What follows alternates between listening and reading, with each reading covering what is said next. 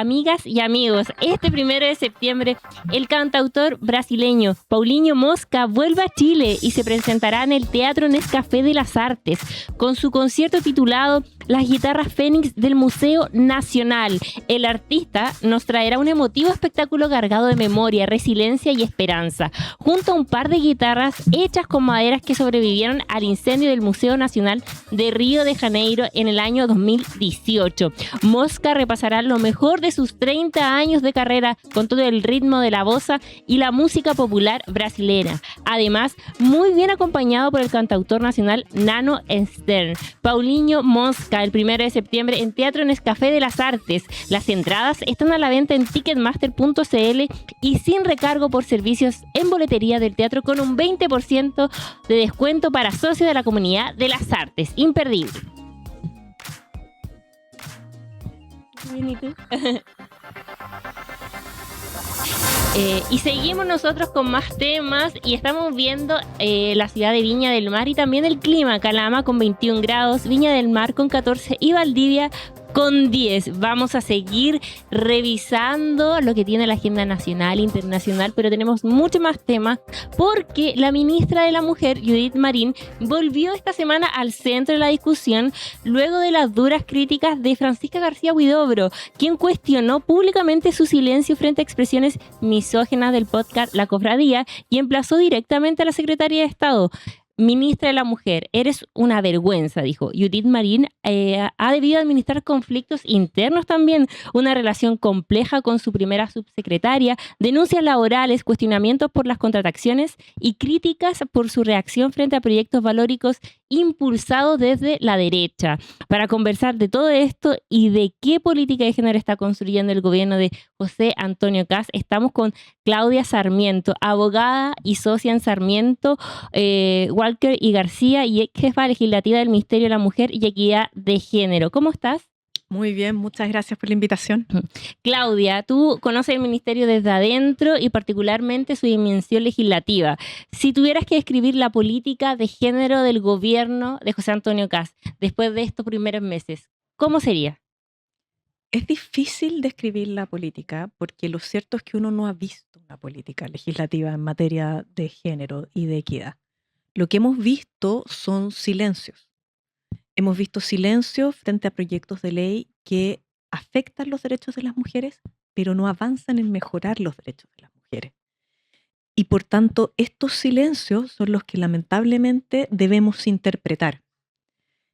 Si uno fuese generoso, puede ver que hay una continuidad en política pública en la labor que se ejecuta a través del Servicio Nacional de la Mujer y la Equidad de Género, donde hay iniciativas asociadas a violencia contra la mujer, el programa de 4.7, que es cuidado infantil, pero una agenda que cumpla con el mandato del ministerio, que está en la ley 20.820 para quienes quieren revisarlo, es algo que no hemos podido ver. No hay una oferta sobre la mesa de acciones que vaya a tomar efectivamente el Ministerio de la Mujer.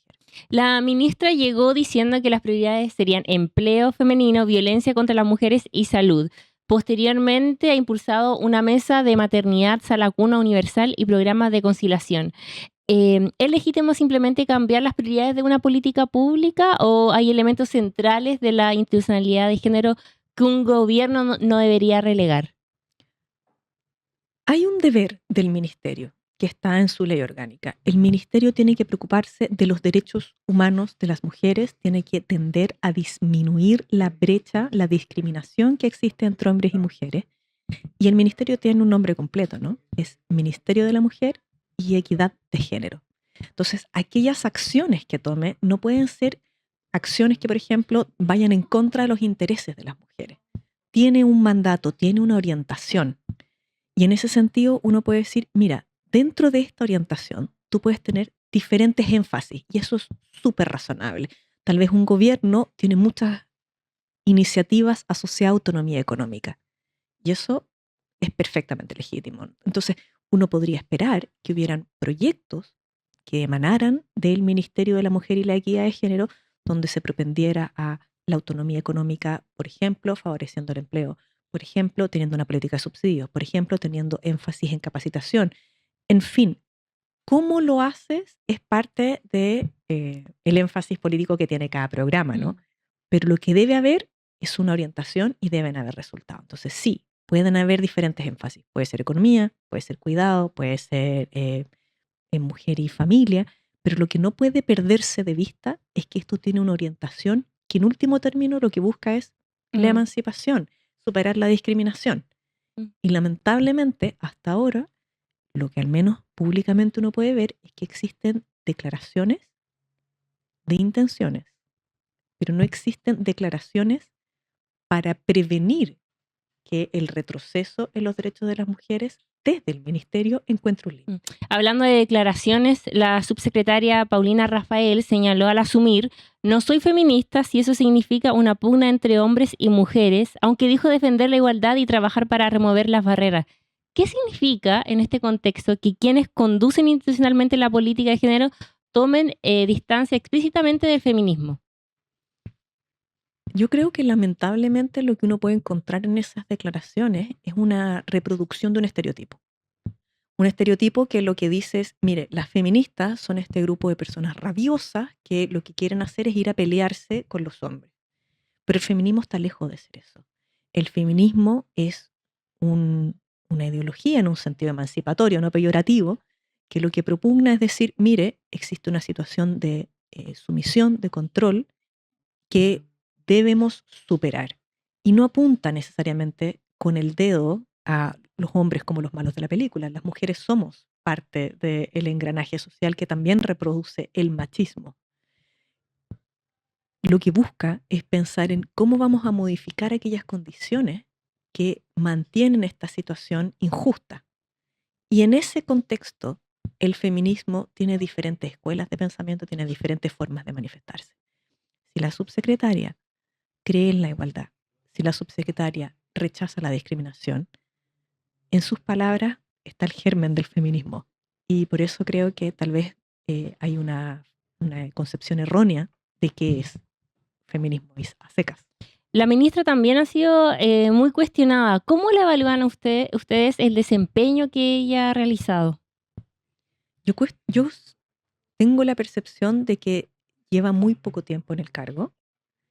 Es bastante evidente que ha enfrentado dificultades para instalarse, pero hasta ahora lo único que podemos evaluar, lamentablemente, son los silencios de la ministra.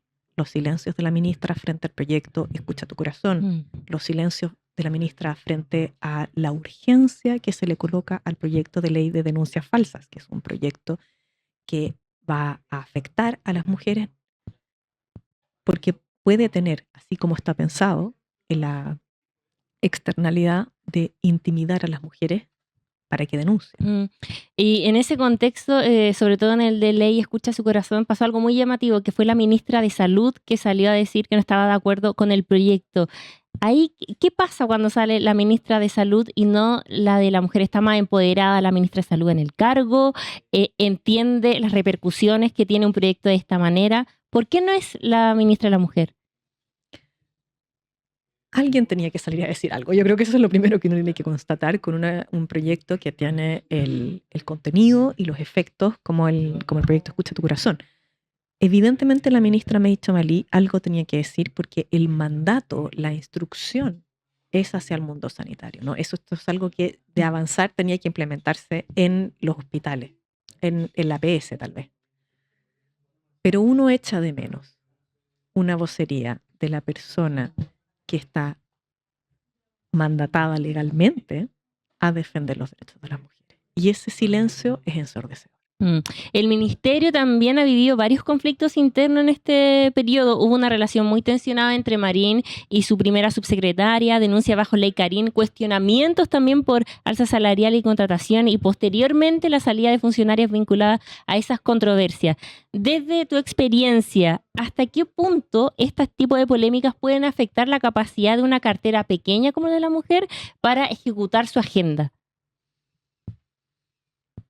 Sin lugar a dudas, cuando la atención se la llevan los conflictos internos, la gestión pasa a un segundo plano. O sea, si nosotros tenemos personas que tienen el deber de coordinarse, personas que tienen el deber de analizar una política pública, de verificar si se está cumpliendo correctamente, en lugar de estar haciendo esa tarea, están discutiendo entre ellas o están judicializando los problemas o están respondiendo a la Contraloría, la atención no es infinita.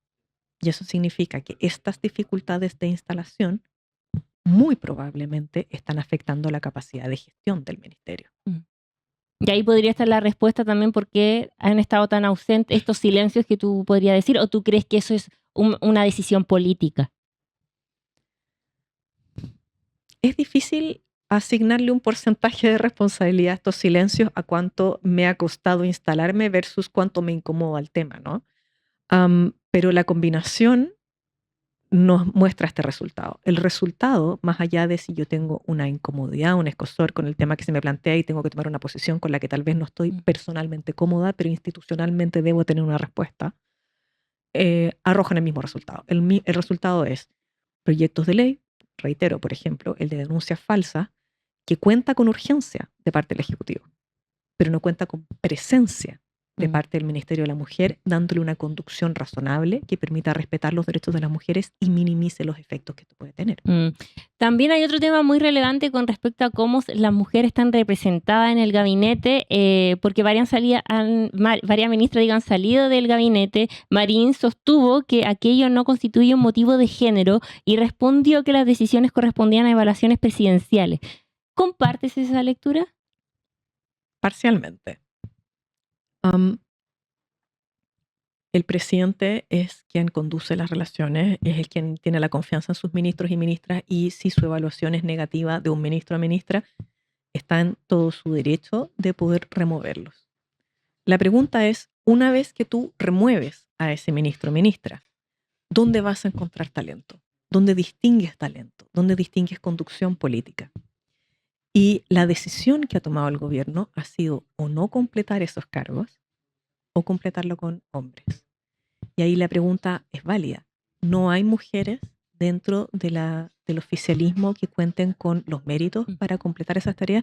Y mi percepción es que no, que esa respuesta es negativa, que hay mujeres que tienen las capacidades, que tienen los méritos, que tienen el liderazgo para completar esos espacios. Y que la presencia de mujeres en política cumple un rol determinante en la representación que es necesaria. Y que acá hay un vacío en el que, habiendo talento, habiendo mujeres disponibles, se elige no seleccionarlas. Si no existe una priorización al respecto, es que es posible que no exista en el gobierno una asignación de valor al rol que las mujeres pueden tener en política. Y ahí la ministra podría tener un rol, empujar unas decisiones o incentivar tipos de decisiones en esa materia, ¿o no?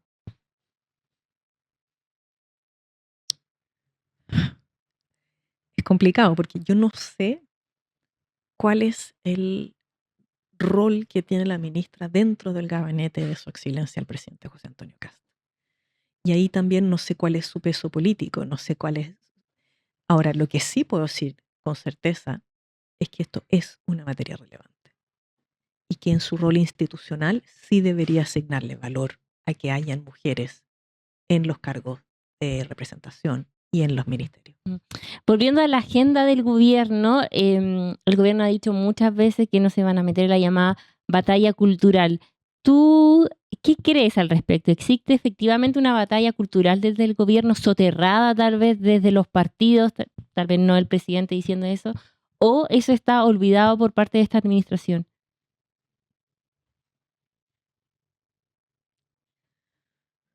Yo creo que el gobierno va a cumplir su palabra y no va a plantear una agenda en materia de derechos que suponga un retroceso. Pero ¿cómo te haces cargo de la identidad de los grupos más conservadores que están en las, digamos, en las cercanías de tu gobierno, que quieren empujar esta agenda? Y ahí, de nuevo, volvemos a los silencios. Si los silencios permiten avanzar, entonces eso es tolerancia, eso es aquiescencia. Y uno puede decir, bueno, usted formalmente no lo está haciendo, pero tampoco está haciendo nada para detenerlo.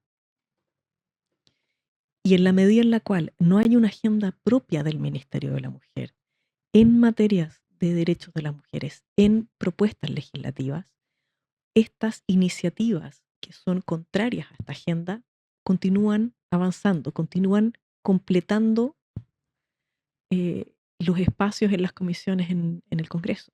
Mm.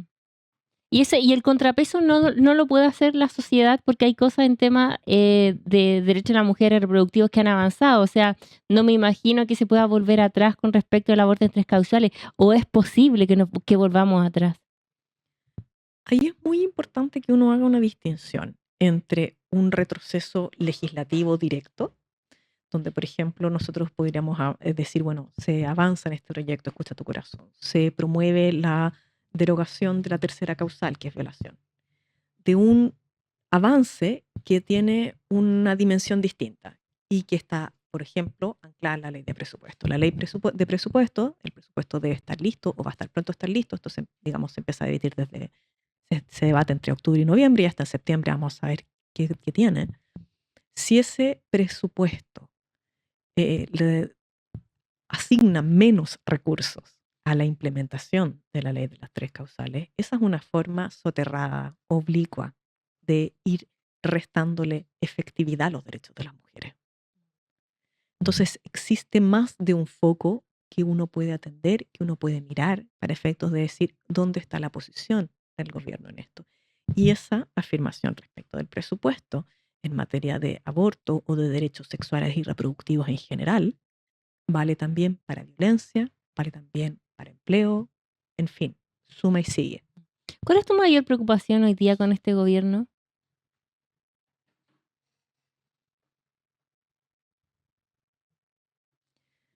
Mi mayor preocupación en este momento es la reforma constitucional, pero En este tipo de materia, claro. en este tipo de materias me preocupa que los silencios sean actos de tolerancia y de aquiescencia. Y yo tengo la certeza de que en el mundo de las mujeres de derecha y en el mundo de la derecha en general existe una sana preocupación por los derechos de las mujeres. Mm. Y no estoy proponiendo política ficción. Si uno mira los 2 gobiernos de su excelencia, el presidente Piñera, hubo avances. Uno puede ver que hubo avances, por ejemplo, en el postnatal. Uno puede ver que hubo avances en la conservación del Ministerio de la Mujer y la Equidad de Género durante el gobierno del presidente Piñera. Por ejemplo, cuando se dio forma al proceso constitucional, se respetó, se avanzó en materia de cuotas en el sistema electoral. O sea, no es que no existan temas en la agenda del gobierno, de un gobierno de derecha en materia de derechos de las mujeres. Pero lamentablemente, en este contexto, en los meses que llevamos, esa no es una agenda que se esté viendo. No hay vocerías claras al respecto. No se habla de los derechos de las mujeres. No se identifica a las mujeres como un sujeto político relevante tampoco. Y eso me parece preocupante. Claudia, para ir cerrando y hablando también del tema de los silencios, ¿a quién defiende el proyecto de denuncias falsas y qué demuestra el rol del Ministerio de la Mujer en esta discusión? El proyecto de ley de denuncias falsas aborda un problema que si bien no es en términos numéricos gigantesco, es un problema real. Hay personas que instrumentalizan una denuncia para, en fin, tener mayor control de la relación de sus hijos, generalmente con el padre, o acceder a otras instancias de negociación. Eso puede existir, es un fenómeno real. La pregunta es si la herramienta que se está escogiendo es la adecuada y cuáles son las prioridades que uno puede tener además en materia de violencia al interior de los hogares, ¿no? Y la herramienta que se está escogiendo para esto es una herramienta que es totalmente desproporcionada, es una herramienta que le entrega un tratamiento privilegiado a este problema, que es un problema importante, pero no es un problema gigante. O sea, si tú contrastas las denuncias falsas versus la cantidad de denuncias por violencia que son reales o el maltrato hacia los niños que es real, tú te das cuenta de que poner la prioridad en esto es dudoso, pero además la forma en la que se está abordando hace que los tribunales de familia tengan que darle prioridad a esto en lugar de, por ejemplo, el maltrato real a los niños. Establece un procedimiento de sanción que es súper inmediato en lugar de atender a otras materias y cambia los contrapesos. Si yo tengo miedo a, por ejemplo, no poder acreditar la violencia en un tribunal y tengo este riesgo de ser sancionada, voy a pensarlo 2 veces antes de denunciar. Mm.